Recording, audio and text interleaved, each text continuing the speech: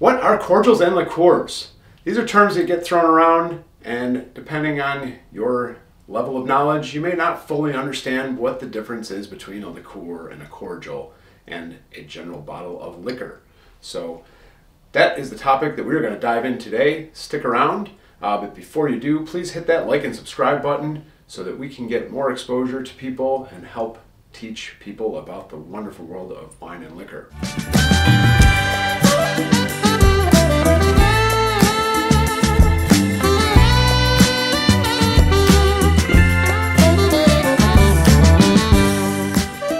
I'm Tim. I am from Elma Wine and Liquor.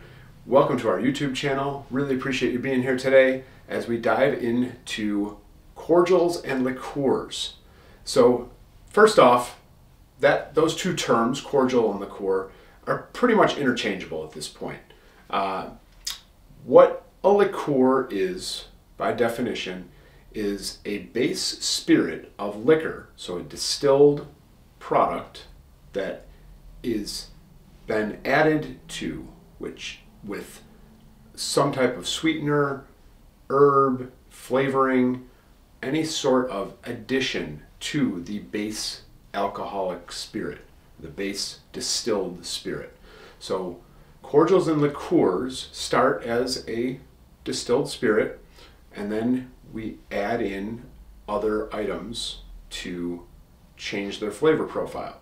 So it's not like a traditional whiskey that is distilled and then aged and then bottled, or a gin which is distilled with the botanicals in a distiller's basket where the flavors are being infused during the distillation process.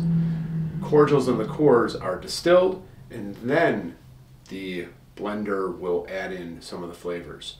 So for example, we have a bottle of chartreuse here, which is a product, a cordial liqueur that was first created in 1605 by Carthusian monks. And essentially what they did was took some distilled spirits and blended in 130 different alpine herbs and seasonings and spices and all kinds of different flavors. This does come in a yellow and a green variety. One is a little bit sweeter than the other.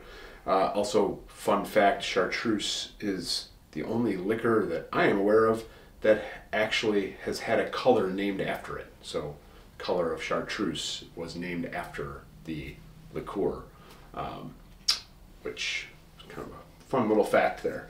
But again, started with a base spirit, and then they added in all of those herbs and spices and flavorings to the product.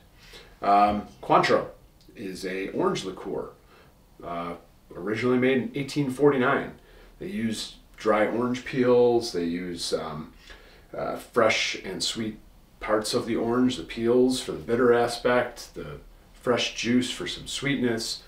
So again, you have that base spirit and then the addition of all of those different orange elements, the sweetness, the bitter, to create the cordial or the liqueur of Cointreau.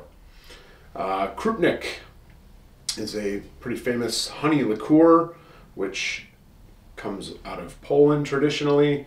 They took their base spirit, it was probably vodka at some point, and add in some honey to make it sweet, to make it more flavorful, and it becomes a liqueur, which they call Krupnik.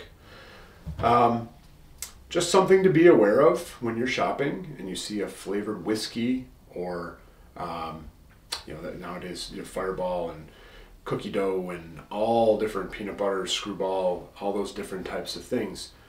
Sometimes people will refer to those as whiskey. Technically and legally, they are a liqueur, because once you add in that additional flavoring and that sweetness, it becomes a liqueur or a cordial. Some of them will put the phrasing on it like Jack Daniel's does, where they call it a cinnamon liqueur blended with Jack Daniel's Tennessee whiskey. So what they're implying is that they have the cinnamon liqueur and then they mix it in with their Jack Daniel's Tennessee whiskey. It's really no different than what any of these other liqueur or cordial companies are doing. They're taking that base spirit, in this case Tennessee whiskey, and then adding in the sweetness and the other elements to add the flavor and the sweetness to it. So they're labeling it in a way where they're saying it is a liqueur, but they're also calling out what their base spirit is. In this case, the Jack Daniel's Tennessee Whiskey, which has a good brand recognition, well-known quality, and then it's just being blended with a little bit of cinnamon liqueur to add that fire flavor to it. So that's kind of what the difference between cordials and liqueurs and regular liquors is. Really hope that helps clarify it for you.